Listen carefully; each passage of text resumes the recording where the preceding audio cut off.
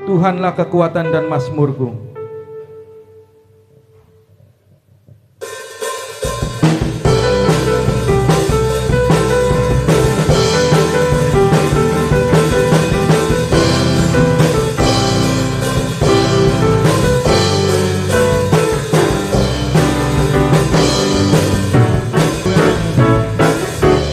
Tuhanlah kekuatan dan mazmurku, Dia gunung batu dan keselamatanku. Hanya padamu hatiku percaya, Kaulah menara dan kota perlindungan.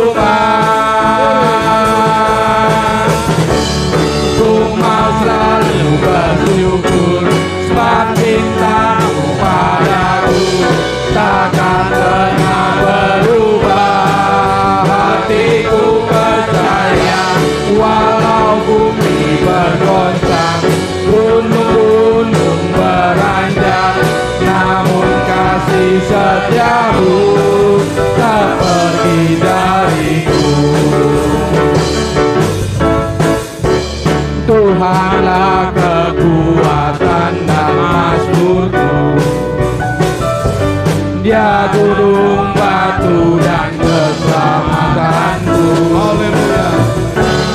Hanya padamu hatiku percaya, Kaulah menara dan kota perlindungan. Selalu bersyukur sebab cintamu padaku takkan pernah berubah.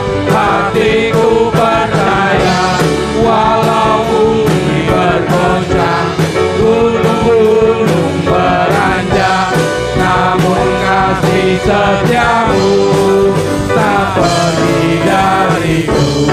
Aku mau selalu bersyukur sebab cintamu padaku takkan pernah berubah. Hatiku percaya walau bumi bergoncang, gunung-gunung beranjak, namun kasih setiamu tak pergi dariku. Kasih setiamu tak pergi dariku. Kasih setiamu tak pergi dariku. Amin. Haleluya. Biar kita tetap berdiri, saudara. Bentar kita mau mendengarkan firman Tuhan. Kita angkat pujian penyembahan, pujian dan syukurku. Haleluya.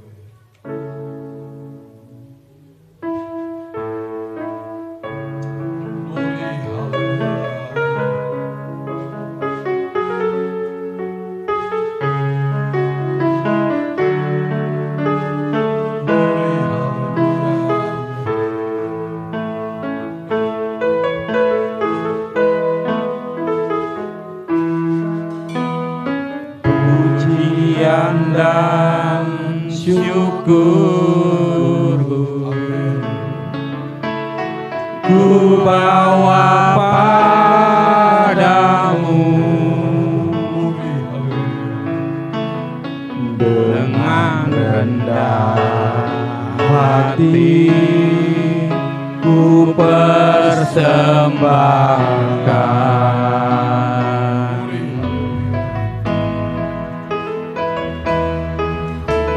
Sadar bila aku ada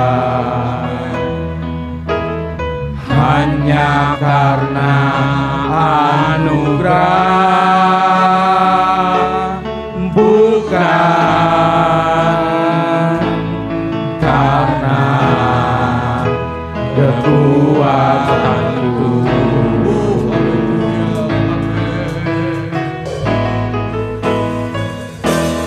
Ku tahu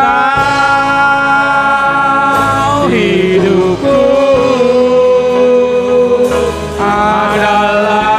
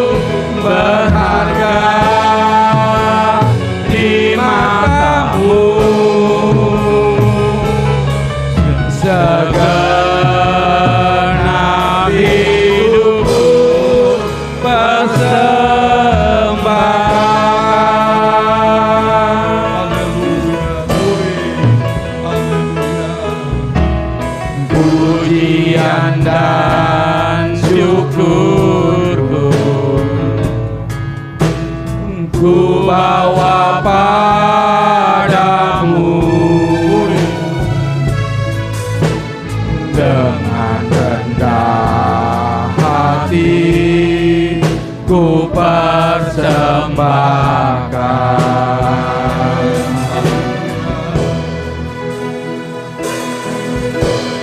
Sadar bila ku ada hanya karena anugerah, bukan karena kekuatanku.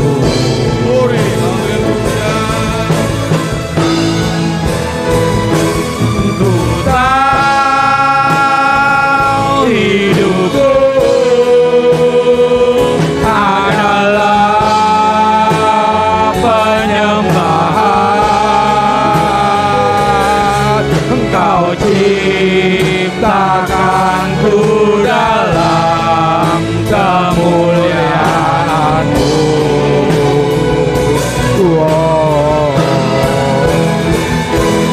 Ku tahu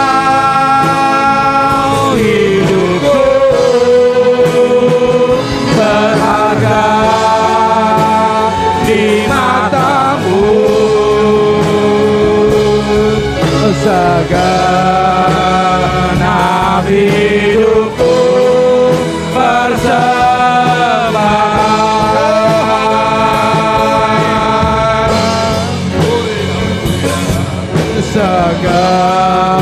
Segenap hidupku persembahkan.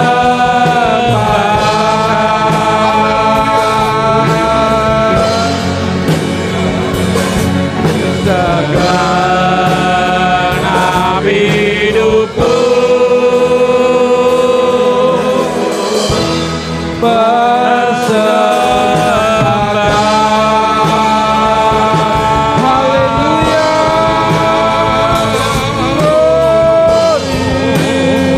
Kami memuji-Mu Tuhan, Kau saja yang layak dipuji. Haleluya. Glory. Amin. Haleluya, haleluya, haleluya. Glory. Haleluya. Amin, amin, haleluya. Glory, haleluya, haleluya. Yesus, amin, haleluya. Oh, haleluya, glory. Kita angkat remnya saja. Nanti dengan kasih Kristus, Bapak Rudi pimpin dalam doa.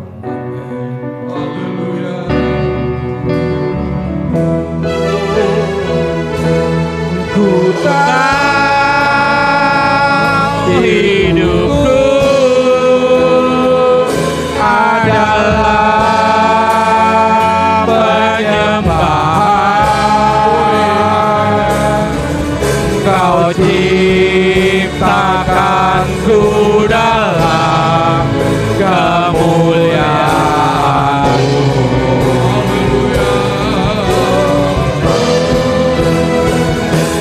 Ku tahu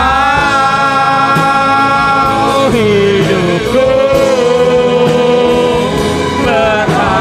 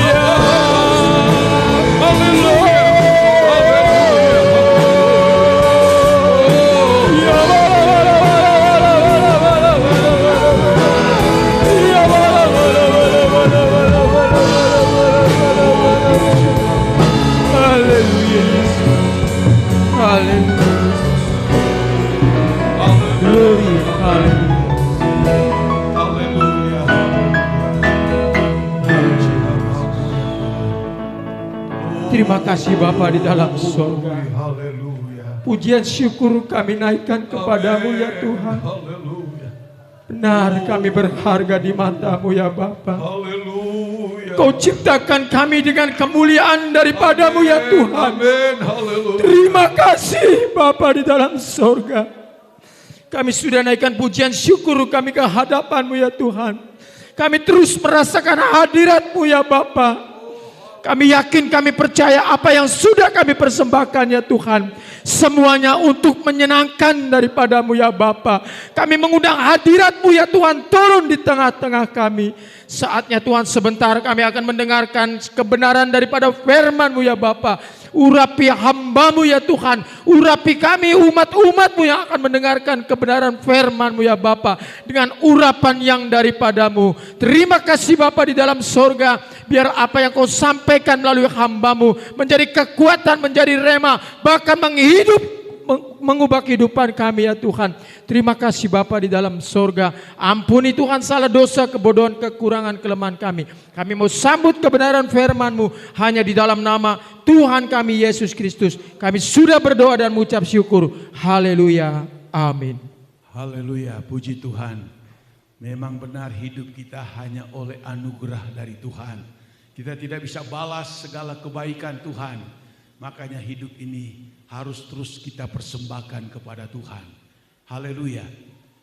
Kita akan melihat firman Allah pagi hari ini dalam 1 Petrus pasal 4 ayat 1 dan sampai ayatnya yang ketiga. 1 Petrus pasal 4 ayat 1 sampai 3.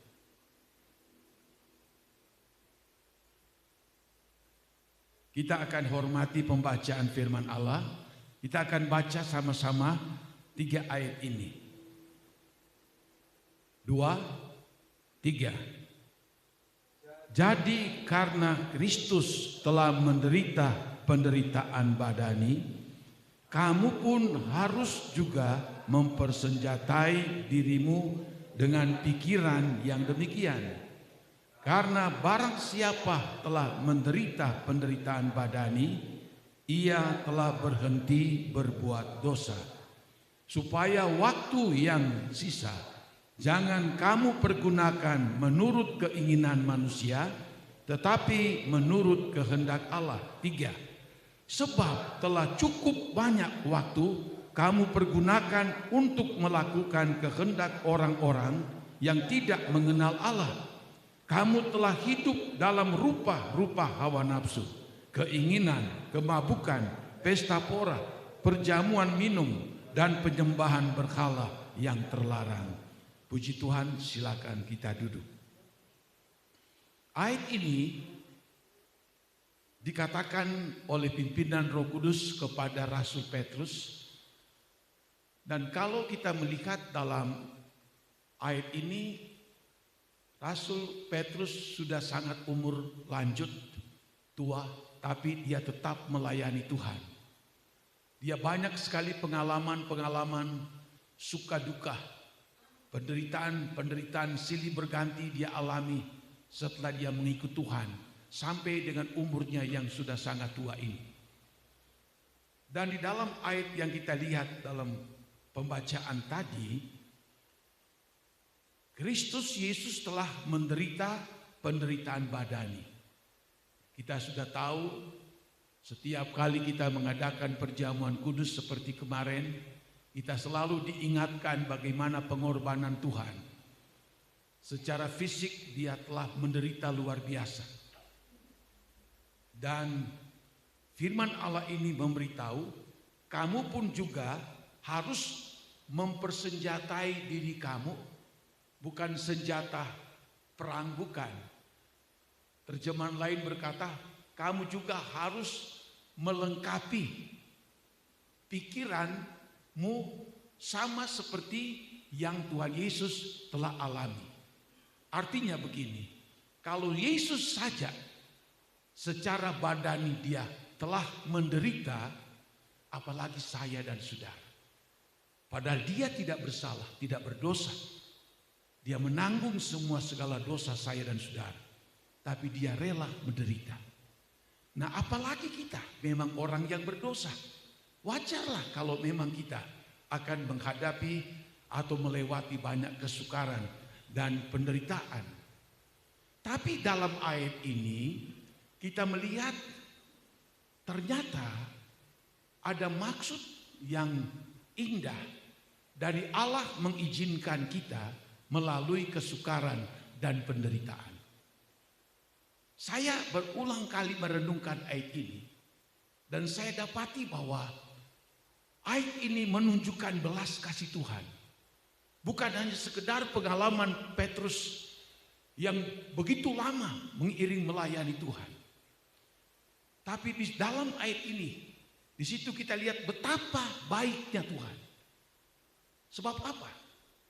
Bagi kita yang sudah percaya kepada Tuhan, hanya satu keinginan Tuhan, supaya kita selamat, supaya kita masuk ke surga. Cuma itu.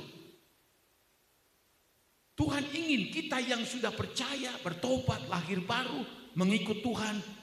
Tuhan inginkan jangan binasa. Tuhan ingin supaya kamu akan sampai di tempat kediamanku, supaya sampai ke surga. Maka itu sebabnya kalau kita baca dan ayat ini berikutnya, karena barang siapa telah menderita penderitaan badani, ia telah berhenti berbuat dosa.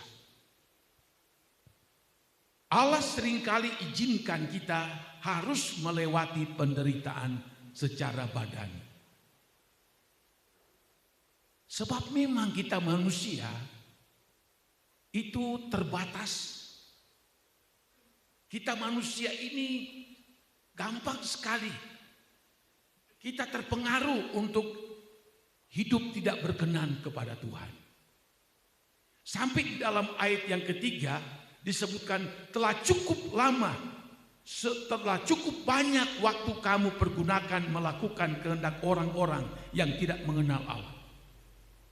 Bahkan kamu telah hidup dalam rupa-rupa hawa nafsu, keinginan, kemabukan, pesta porah, perjamuan minum, penyembahan berhala yang terlarang. Itu yang seringkali manusia terjebak di dalam hal-hal seperti ini. Akibat daripada perbuatan ini, Allah izinkan ada kesukaran, ada penderitaan yang kita lewati, kita hadapi. Tujuannya apa? Bukan Allah marah sama kita. Bukan Allah benci kepada kita. Tetapi Allah sangat-sangat mengasihi kita. Allah izinkan kesukaran, Allah izinkan penderitaan datang dalam diri saya dan saudara.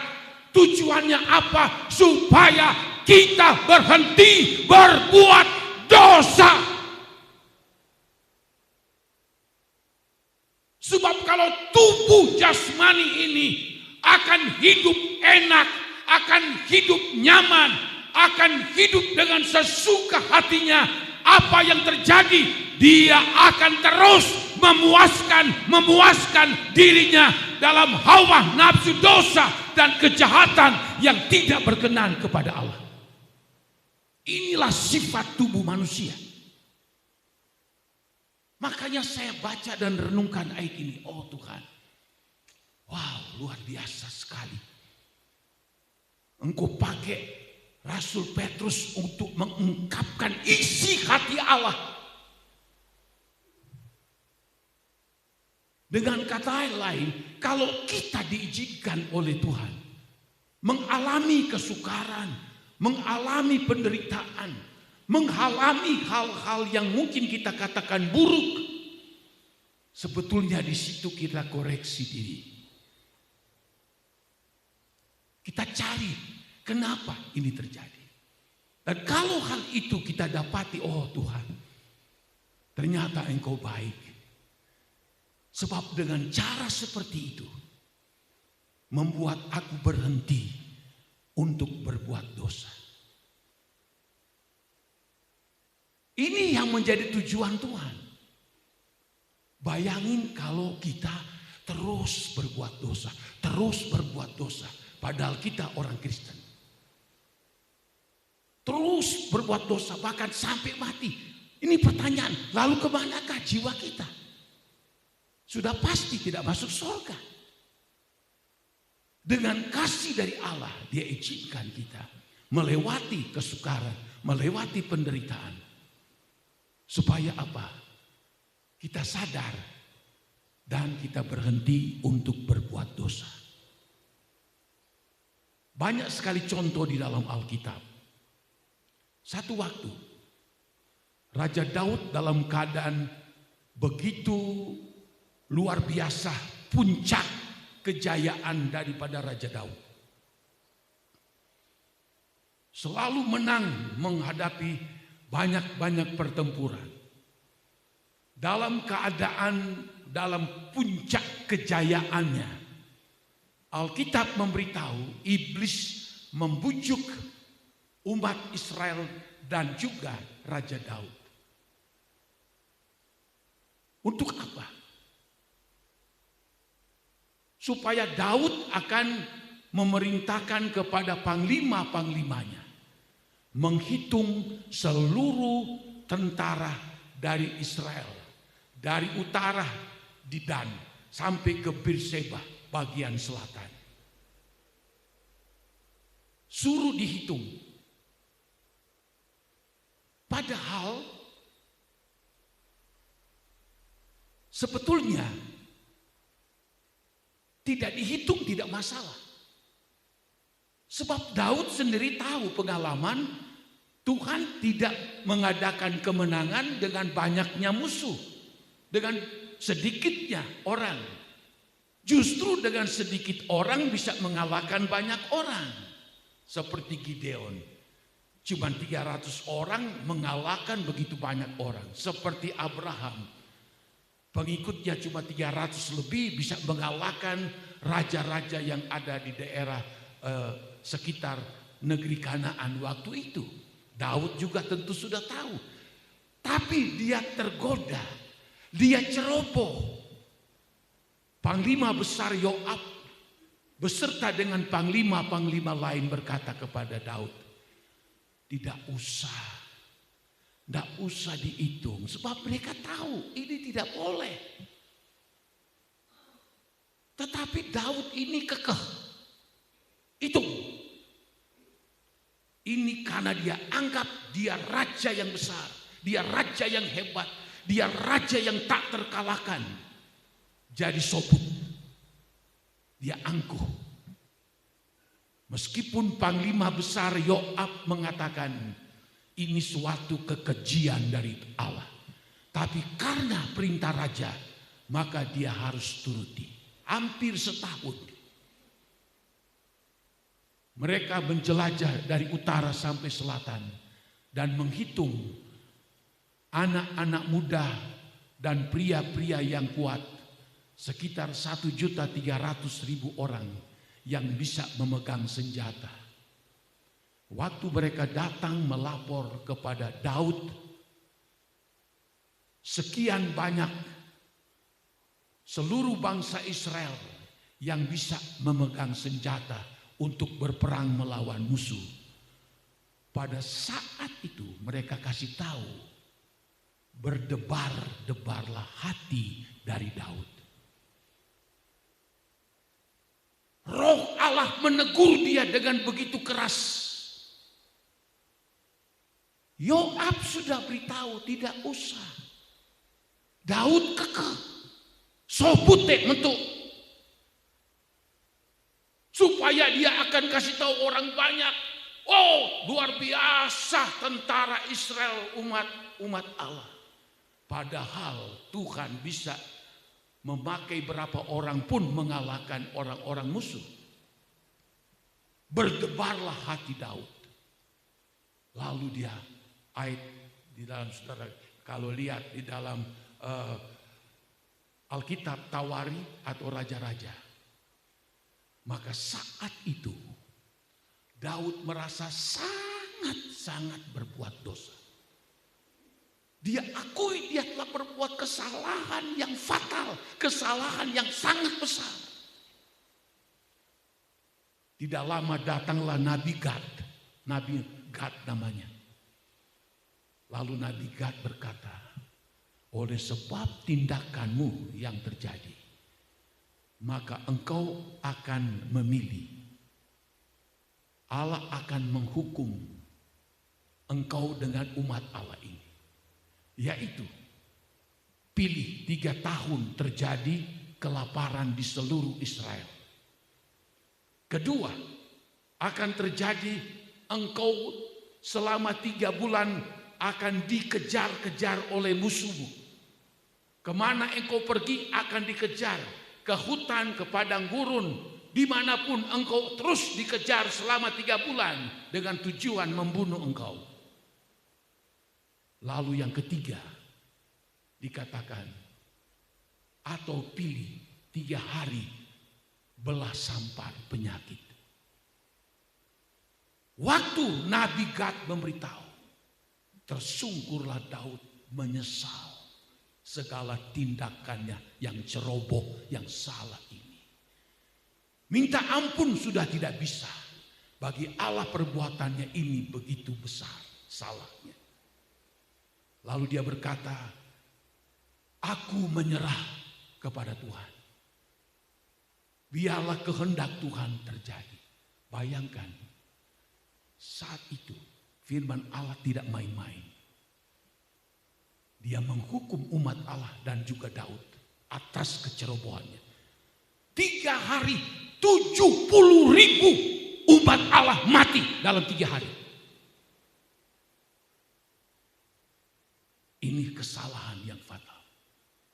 Tuhan perlihatkan kepada Daud dan kepada umat Allah. Emang kamu pikir dengan pasukan yang begitu banyak lalu kamu akan berhasil?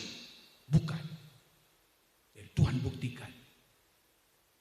Allah izinkan itu terjadi. Dan membuat Daud begitu takut sama Tuhan.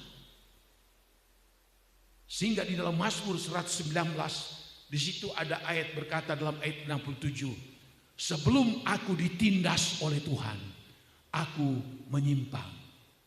Tapi di dalam ayatnya yang ke-71, dia katakan, setelah aku ditindas oleh Allah, setelah aku diperlakukan dengan penderitaan, kesukaran Allah izinkan kepadaku, maka aku belajar mentaati akan setiap firman-Mu ya Tuhan. Ini kita lihat. Ya. Allah izinkan sesuatu, musibah terjadi. Untuk kebaikan sebetulnya. Kedua kita lihat. Dalam puncak kejayaan Nebukadnezar. Dia memerintah begitu hebat sekali. Kekayaan namanya termasyhur. Dalam puncak kejayaannya dia naik di loteng di paling atas istana. Dia berdiri dan dia memandang kota yang besar. Dengan bangganya dia berkata, hai Babel, ini semua terjadi oleh karena aku, kekuatanku, dan oleh karena kehebatanku. Dan pada saat itu Tuhan pukul dia. Saudara lihat di dalam kitab Daniel, kita lihat bahwa separuh daripada hidup daripada Nebukadnezar yang gagah, yang hebat, berkuasa, yang sangat kaya, diusir dari istananya. Dia berada di padang gurun dan makanannya bukan stik, bukan makanan enak, tapi makanannya rumput seperti lembu, seperti sapi. Kuku-kukunya, rambutnya menjadi panjang seperti burung Raja Wali. Allah permalukan dia. Selama 7 tahun dia ada di padang gurun. Dia berteman dengan binatang-binatang yang buas di sana. Sampai ke 7 tahun dia sadar. Dia telah berbuat yang tidak baik. Dia angkuh, dia menjadi sombong oleh karena kerajaannya. Oleh karena kekayaannya. setelah dia sadar hanya Tuhan saja yang harus disembah, hanya Allah saja yang harus dipuji, dimuliakan. Lalu dia berkata, ya Allah, hanya Engkaulah Allah yang maha tinggi, hanya Engkaulah Allah yang maha kudus, hanya Engkaulah Allah yang maha mulia. Aku tidak ada arti apa-apa.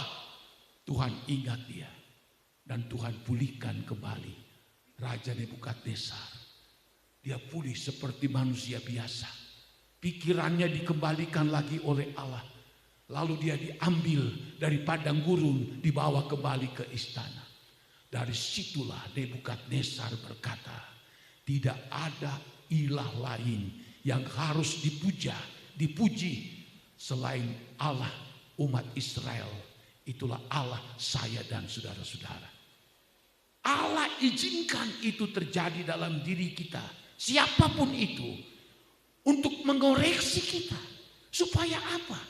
Supaya kita jangan terus berjalan menuju kepada kehancuran, menuju kepada kebinasaan bagi kita. Supaya kita jangan sampai gagal masuk surga. Allah inginkan, kerinduan Tuhan paling tinggi, ingin sekali kita ada bersama dengan Dia di dalam kerajaan surga. Kalau kita melihat lagi firman Allah dalam 2 Korintus 12, dengan kehebatan Allah, suatu penghiburan dari Allah kepada Paulus, diangkat ke surga. Lalu diperlihatkan kepada dia tentang surga. Lalu dia mendengar percakapan yang ada di surga, begitu kudus, begitu indah, dan begitu mulia. Dan itu suatu hal yang sangat mengagumkan.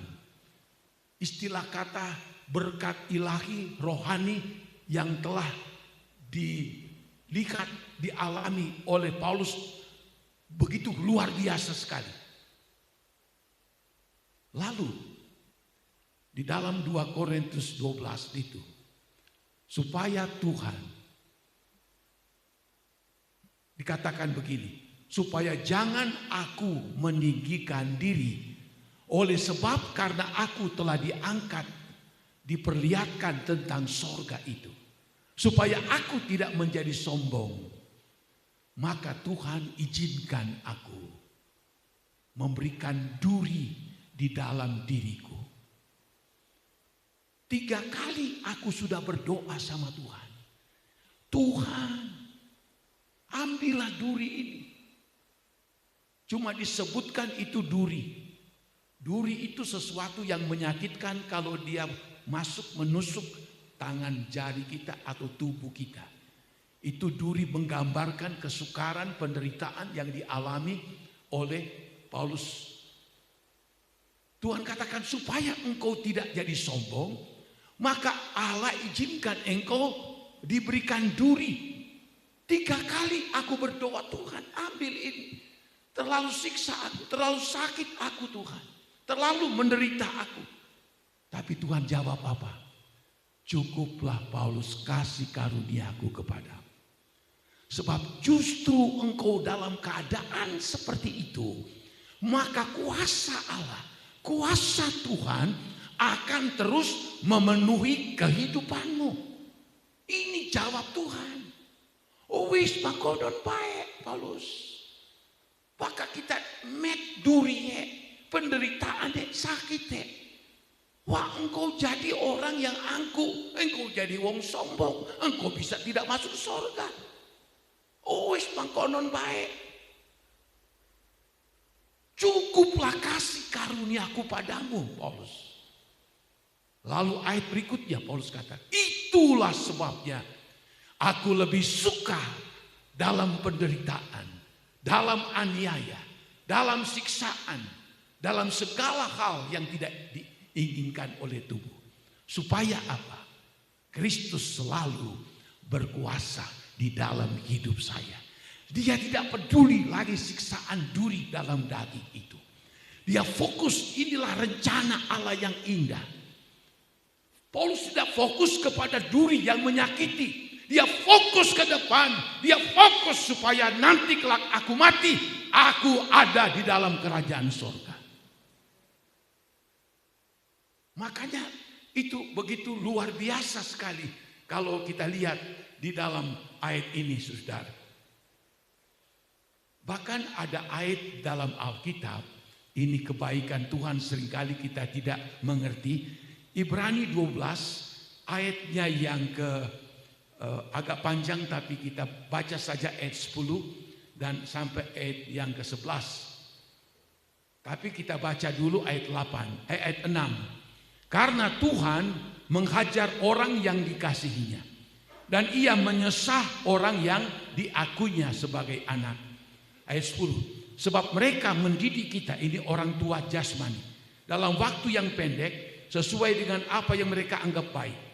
Tetapi dia menghajar kita, Allah, Tuhan menghajar kita.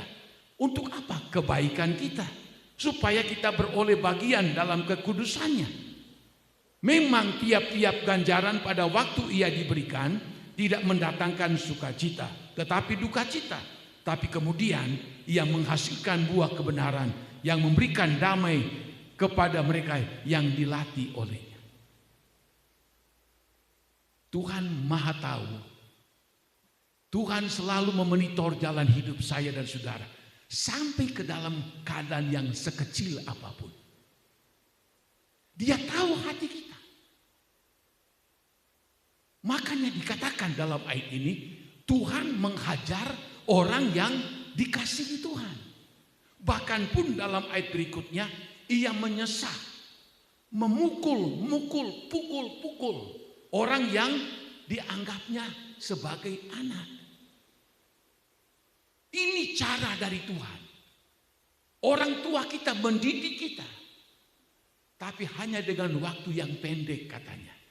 Ya, tapi Allah itu mendidik kita dan memberikan ganjaran kepada kita. Untuk apa?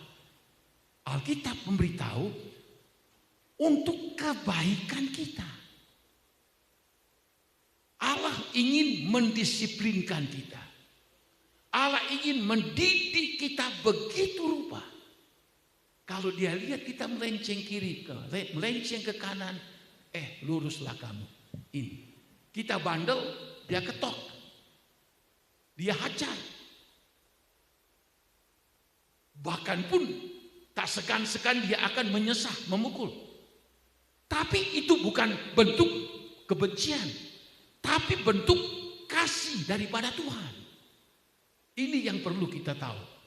Tujuannya kita lihat dalam ayat yang kita sudah baca tadi. Pertama, untuk mendapatkan kebaikan untuk kita sendiri. Kedua, supaya kita beroleh kekudusan. Ketiga, supaya kita menghasilkan buah-buah kebenaran. Tiga hal ini akan menuntun kita, membawa kita berjalan bersama Tuhan, melewati tantangan ujian sampai kita masuk ke surga. Alkitab katakan, tanpa kebenaran dan kekudusan tidak seorang pun yang akan melihat wajah Tuhan. Ini sebuah karena kebaikan daripada Tuhan. Jadi kalau kita lihat di dalam 1 Petrus 4 ini, bahwa Allah izinkan kita mengalami penderitaan, ialah supaya kita berhenti berbuat dosa. Ini cara dari Tuhan. Tuhan lebih sayang jiwa roh kita daripada tubuh ini. Apa sebab? Tubuh kita ini mati kembali kepada debu tanah. Dalam suratan Korintus berkata, tubuh, daging, dan darah tidak bisa mewarisi kerajaan sorga. Tubuh kita ini yang seringkali dimanjakan dengan kenyamanan hidup. Lalu tanpa pikir panjang kita berbuat salah. Kita berbuat dosa seperti yang ditulis di dalam ayatnya yang ketiga yang kita baca tadi. Allah Pikir tidak apa-apa. Tubuh kamu menderita. Dengan kamu menderita tubuhmu, engkau ingat akan Tuhan. Allah izinkan tubuh kita ini tersakiti. Kita melewati penderitaan, melewati kesukaran. Atau bisa juga Allah izinkan kita, mungkin usaha kita, mungkin bisa goyang. Untuk ingatkan, sadarkan kita. Sebab banyak cara Allah mendidik kita. Tubuh ini nanti juga masuk kubur lalu jadi abu. Tapi jiwa dan roh kita kemana? Jadi Tuhan lebih sayang jiwa dan roh kita. Makanya ada di dalam suratan Korintus, firman Allah berkata begini. Orang-orang di Korintus di situ perbuatan mereka jahat banget. Lalu di situ ada ayat berkata begini. Biarlah tubuhnya diserahkan kepada iblis. Tapi jiwa dan rohnya terselamatkan. Ada di dalam suratan Korintus. Apa maksudnya? Allah izinkan tubuhnya dirusak oleh bermacam hal. Usaha, sakit penyakit, apapun itu. Asalkan jiwa dan rohmu akan terselamatkan. Ini yang Tuhan inginkan. Ini bentuk kasih sayang Tuhan kepada kita. Jadi kalau Allah izinkan kita melewati kesukaran, penderitaan ataupun sakit, apapun namanya itu, kita jangan menjadi cemas, jangan menjadi kecewa, jangan kita mengecilkan kuasa Tuhan. Ada lebih baik kita datang mendekatkan diri sama Tuhan. Kita koreksi diri kita dan berkata, Tuhan, kalau engkau dapati aku ada kesalahan, ada kekurangan, lalu engkau izinkan penderitaan ini terjadi, Tuhan, ini memang aku salah Tuhan, ampuni saya Tuhan. Kita terselamatkan. Luar biasa. Ya. Lalu apa ayat yang kedua berkata begini, supaya waktu yang sisa jangan kamu pergunakan menurut keinginan manusia, tetapi menurut kehendak Allah. Kita semua punya waktu sisa. Kenapa? Karena hidup kita di tangan Tuhan.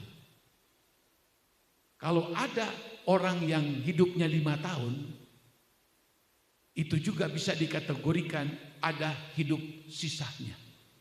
Sebab kita tidak tahu, ada yang mati masih di kandungan, masih balita mati. Orang yang remaja sekalipun mungkin 15 tahun, belum tentu dia akan hidup terus sampai 20. Ada batas banyak yang mati dalam umur seperti itu. 30 misalnya. Tuhan izinkan kita, belum tentu kita hidup terus 30 dan seterusnya. Bab umur kita di tangan Tuhan. 50, 60, 70. Apalagi. Saya hitung-hitung jemaat di sini yang 70-an. Mungkin ada 10 atau 11 barangkali. Ya, 70-an. 60-an agak banyak juga. Yang 50-an banyak juga. 40-an banyak lagi. Teman-teman saya yang dulu tinggal di Ilir, saya ngontrak di Ilir, yang sering datang ke tempat saya, ada yang sampai tinggal 2 tahun. Itu yang mati udah 5. Cuma tinggal saya sama pendeta Kumolontang di Patro. Yang 5 us pada mati. Ada yang mati 40 lebih, 50 lebih, ada yang 60-an mati. Hidup ini dibatasi oleh umur. Saya yang menyadari umur saya sudah 70-an. Saya tidak tahu berapa lagi sisa umur saya. Saudara yang sudah umur 60-an, saudara tidak tahu masih bertambahkah umur sampai sekian? Belum tentu. Yang sudah umur 50-an juga seperti itu. kita semua ada sisa-sisa yang seperti waktu yang sisa. Sebab di dalam Korintus juga ada dikatakan begini. Karena waktu hari ini engkau diselamatkan. Jangan sia-siakan keselamatan itu. Keselamatan itu ada waktunya untuk saya dan saudara-saudara. Sebab waktu bukan milik kita, itu adalah milik daripada Tuhan. Contoh, ada orang umur 50 tahun. Tak tahu sisa umurnya tinggal setahun, tinggal 2 tahun mati. Ada orang yang umur 60 tahun, nggak tahu umurnya setahun, 2-3 tahun, tahu-tahu mati. Apalagi kami sudah 70-an seperti ini. Waduh. Tapi firman Allah mengatakan, tetapi waktu yang sisa ini, jangan kamu pergunakan menurut keinginan manusia. Ayat yang ketiga, setelah cukup banyak waktu kamu pergunakan melakukan kehendak orang yang tidak mengenal Allah. Kalau saya sudah 70 tahun ini ke atas, 60 tahun ke bawah, 50 tahun ke bawah, kita sadar, kita akui, telah banyak sekali yang kita lakukan, mempergunakan waktu, melakukan bukan kehendak Allah, tapi kehendak manusia. Lalu disebutkan dalam ayat ini, kamu hidup dalam rupa-rupa hawa nafsu, keinginan, kemabukan, pesta pora, perjamuan minum, penyembahan berhala yang terlarang. Itulah kita manusia. Ya sudah, kalau kita boleh ada sampai saat ini, hari ini, detik ini, menit ini, jam ini, sampai besok dan kita tidak tahu kapan lagi. Itu waktu yang sisa. Kita tidak tahu dari sekarang ini apa kita masih bisa hidup sampai minggu besok, bulan besok, tahun ini. Kita tidak tahu. Tapi kalau Tuhan masih memberikan kita hidup, waktu yang ada ini, Alkitab memberitahu bahwa jangan kamu pergunakan menurut keinginan manusia. Tutup untuk segala keinginan hawa nafsu daging, hawa nafsu keinginan mata, segala keangkuhan hidup untuk membuat kecemaran, membuat dosa dan lain-lain sebagainya. Tutup buku untuk semuanya itu. Waktu yang sisa, seharusnya kita lebih semangat mengikut Tuhan, kita lebih sungguh-sungguh ikut Tuhan. Ada orang Kristen, saudara, dari awal dia rajin minta ampun. Bertambah umur, bukannya setia. Tapi makin kendor, makin lemah. Pasif di dalam Tuhan. Aduh, sedih dengan cara seperti ini, saudara. Justru Alkitab katakan, justru waktu yang sisa. Apakah engkau umur 40, ada umur sisa 50, 60, 70. Jangan lagi kita akan mempergunakan menurut keinginan manusia, tetapi menurut kehendak daripada Allah. Amin. Ini, saudara, yang harus kita kejar, harus kita perjuangkan. Sudah cukup banyak kita menyenangkan sesama manusia. Sudah cukup banyak kita bermain dengan hal-hal yang sifatnya tidak abadi. Sudah banyak hal-hal, waktu, tenaga, uang yang kita pergunakan untuk perbuatan-perbuatan yang tidak sesuai dengan kehendak Allah. Stop! Mulai sekarang, waktu yang sisa ini, kita datang sama Tuhan dan berkata, Tuhan, kalau aku masih ada sampai saat ini, sisa hidup saya akan melakukan seluruh kehendak daripada Allah. Ini yang Allah inginkan dalam hidup ini. Jangan sampai ada nyanyian, bukan langkah yang pertama yang menentukan kita, tapi langkah yang terakhir yang menentukan kita. Boleh saja dia langkah pertama semangat ikut Tuhan, semangat layani Tuhan. Tapi langkah-langkah terakhir dia kendor, dia tidak melakukan kehendak Allah. Ini menyedihkan seperti ini. Saya suka ngobrol sama Bapak Kim Byong. Lalu saya selalu kutip kata-katanya. Udah om, umur kita sudah seperti ini. Sebab umur kami sama. Mau 73 sebentar lagi. Apa sih yang akan nanti dilakukan lagi? Selain menyenangkan hati Tuhan. Mengikuti kehendak Tuhan. Mengasihi Tuhan. Melakukan segala kehendak daripada Tuhan. Kalau ngomong selalu seperti itu. Jadi saudara, biar pada saat umur yang masih Allah berikan kepada kita, ini betul-betul kita pakai dengan maksimal, dengan sungguh-sungguh hati. Di kampung kami, penduduknya tidak banyak. Kalau ada pemilihan pemilihan bupati atau apapun itu, pemilihnya cuma 900-an pemilih dari 17 tahun ke atas. Karansinom saja sekitar 15.000 pemilih. Tapi 1 bulan terakhir ini saya selalu ikuti karena keluarga saya banyak di sana. Om saya meninggal. Besoknya tante saya meninggal lagi. Memang umurnya sudah 80 lebih, ada yang tante saya 92. Besoknya lagi anak muda mati, belum 40 tahun. Besoknya lagi 2 hari, mati lagi seorang ibu yang umurnya sudah tua. Berturut-turut meninggal lagi orang yang belum 40 tahun. Saya bilang ada yang 40, ada yang belum, ada yang sudah tua. Itulah hidup manusia. Tidak karena kita merasa tua, lalu kita pikir, wah yang muda itu lama mati, yang tua belum tentu juga.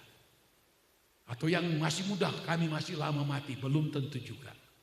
Sebab hidup kita ada di dalam tangan Tuhan. Tapi firman Allah memberitahu, supaya waktu yang sisa, jangan kamu pergunakan menurut keinginan manusia. Menurut keinginan daging kita. Hawa nafsu kedagingan kita. Keinginan-keinginan mata kita. Keangkuhan hidup kita. Always stop. Kita sedang berurusan dengan kekekalan. Kita tidak tahu kapan Tuhan akan memanggil kita. Tapi pada waktu Allah memanggil kita, kita sudah pergunakan waktu yang baik. Kita tidak sia-siakan waktu yang baik yang Allah sudah berikan waktu kepada kita. Kita akan berkata, terima kasih Tuhan. Aku tidak takut kapanpun Engkau akan memanggil saya. Karena saya tahu saya sudah beroleh tempat di dalam kerajaan sorga. Yang hidupnya senang, penuh kemuliaan, penuh dengan keabadian sampai selama-lamanya. Kematian sebetulnya bagi orang percaya bukan hal yang menakutkan. Bukan, tapi menyenangkan. Karena Alkitab memberitahu mereka berhenti dari segala jari lelah mereka. Karena mereka akan dihiburkan oleh Tuhan. Karena segala apa yang mereka lakukan selama ini diperhitungkan oleh Tuhan. Maka untuk itu, seberapa kita yang ada pada pagi hari ini, kita mulai mengoreksi diri kita. Tuhan, Engkau tolong saya Tuhan. Kalau masih kita suka ceroboh untuk melakukan dosa dan kejahatan yang tidak menyenangkan Tuhan. Lalu Allah menghakimi kita dengan suatu penderitaan, suatu kesukaran. Itu tandanya Allah mengasihi kita. Dan kalau kita sadar hidup ini ada di dalam kontrol dari Tuhan. Apa yang kita lakukan? Kita senantiasa berjalan hidup menyenangkan hati Tuhan. Hidup melakukan segala perintah-perintah dari Tuhan. Hidup dekat dengan Tuhan. Banyak sekali manusia di dunia terkecoh oleh iblis dan oleh manusia-manusia yang ada dalam dunia ini. Mereka mengejar segala prestasi yang ada. Mereka mengejar akan kekayaan. Mereka mengejar untuk segala kepentingan-kepentingan duniawi. Tapi itu cuma sebentar saja. Pada waktu orang mati, habis perkara. Tapi kekekalan itu, sorga tidak menerima orang seperti ini. Tapi bagi saya dan saudara, menghargai waktu Allah berikan. Menghargai kesempatan yang Allah berikan untuk saya dan saudara. Allah sangat mengasihi saya dan saudara. Kalau saja Dia izinkan kita menderita, supaya kita berhenti berbuat dosa, kita akan berkata, Tuhan, terima kasih Tuhan. Terima kasih. Ini bentuk kasih sayang daripada Tuhan. Dan waktu yang masih ada Engkau berikan, saya akan memperbaiki diri saya ini Tuhan. Untuk selalu hidup menyenangkan Tuhan. Untuk selalu hidup berkenan di hadapan Tuhan. Sebab nanti pada waktu Allah memutuskan nafas hidup kita, habis di situ dan hitungan akan dimulai. Segala yang kita lakukan selama ini semua ditulis dalam buku dan berakhir pada waktu kita mati. Pada waktu kita mati, apapun yang akan dilakukan tidak akan ada artinya lagi. Jadi mumpung kita masih diberikan Tuhan waktu, diberikan Tuhan kesehatan, mari kita berbuat yang baik bagi Tuhan. Haleluya. Tuhan berkati, kita masuk di dalam doa.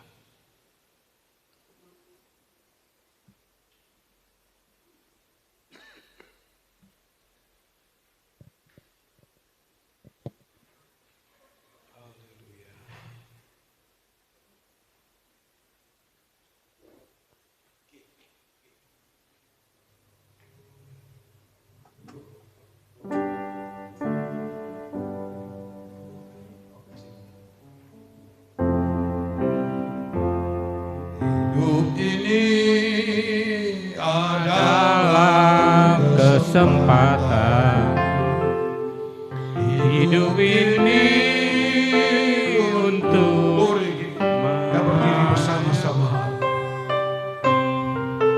jangan sia-siakan apa yang Tuhan beri. Hidup ini harus jadi berkah. Hidup ini adalah kesempatan. Hidup ini untuk melayani Tuhan. Jangan sia-siakan waktu yang Tuhan beri. Hidup ini harus jadi berkah. Oh Tuhan, pakailah hidupku selagi aku masih kuat, Selagi masih bisa kita melayani, kita setia dan melakukan firman Allah. Percaya lagi, hidup ini sudah jadi berkah. Hidup ini adalah kesempatan. Hidup ini adalah kesempatan. Hidup ini untuk melayani Tuhan. Jangan sia-siakan waktu yang Tuhan. Hidup ini harus jadi berkah. Hidup ini adalah kesempatan. Kita tidak tahu apa kita masih bisa di hidup besok, bulan depan, tahun depan. Tapi selagi Tuhan masih kita sehat, beri berikan kita kekuatan, berikan kita waktu. Jangan sia-siakan waktu yang Tuhan berikan. Haleluya. Oh haleluya. Hidup ini harus jadi berkah. Oh Tuhan, pakailah hidup. Ya masalah. Oh ya masalah, ya masalah. Haleluya. Bila saatnya nanti ku tak berdaya lagi, hidup ini sudah jadi berkah. Hidup ini adalah kesempatan. Hidup ini adalah kesempatan. Haleluya, haleluya. Hidup kita ini bukan milik kita, tapi itu adalah milik dari Tuhan. Bahkan waktu dan kesempatan bukan milik kita, itu adalah milik dari Tuhan. Kalau kita boleh hidup sampai saat ini, ini semua hanya oleh anugerah dari Tuhan. Dia masih memberikan kita kesempatan untuk melakukan yang baik, bukan melakukan yang berdosa, bukan melakukan yang menyakiti hati Tuhan, tetapi melakukan yang berkenan kepada Tuhan. Haleluya. Selagi kita masih kuat, selagi kita masih bisa, oh lakukanlah firman Allah dengan benar. Oh haleluya. Tapi kita tidak tahu pada waktu kita tidak berdaya lagi. Oh haleluya. Jadi berkah. Oh Tuhan, oh Tuhan, pakailah hidupku. Oh selagi masih kuat, selagi masih bisa. Haleluya. Bila saatnya nanti ku tak berdaya lagi, hidup ini sudah jadi Bapak Yohanes akan berdoa. Oh Tuhan, pakailah hidupku. Oh selagi aku masih kuat, bila saatnya nanti ku tak berdaya lagi, hidup ini sudah jadi berkah. Oh Tuhan, amin. Oh Tuhan, pakailah hidupku. Haleluya. Selagi aku masih kuat, bila saatnya nanti ku tak berdaya lagi, hidup ini sudah jadi berkah. Amin.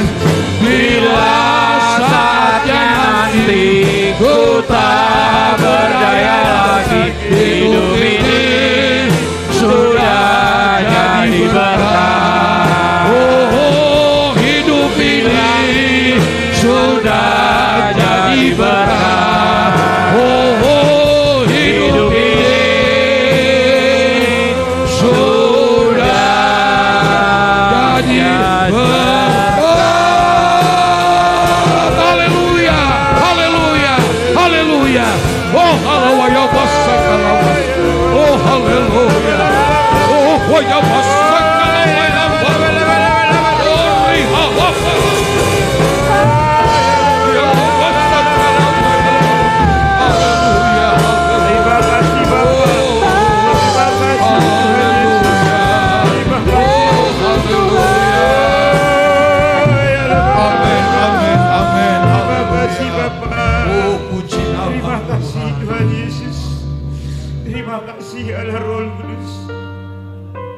sungguh benar Bapa, biarlah hidup kami ini Tuhan kiranya boleh menjadi berkat buat Engkau ya Bapa. Tuntunlah kami terus Tuhan, agar dan supaya hidup kami tidak sia-sia ya Bapa. Firman-Mu sudah Engkau sampaikan kepada kami ya Bapa. Sisa hidup kami ini Tuhan akan kami pergunakan buat Engkau ya Bapa. Akan kami jauhkan dari segala kejahatan. Kami akan jauhkan dari segala keinginan-keinginan daging kami ya Bapa. karena keinginan daging akan membinasakan kami ya Bapa, tetapi keinginan roh hanya ingin membawa kami di dalam keselamatan Bapa. Terima kasih Tuhan Yesus. Terima kasih Roh Kudus. Engkau sudah mengingatkan kami berapa lama lagi sisa hidup kami ini Tuhan. Kami akan pergunakan buat Engkau ya Bapa, supaya hidup kami boleh berkenan kepadamu ya Bapa.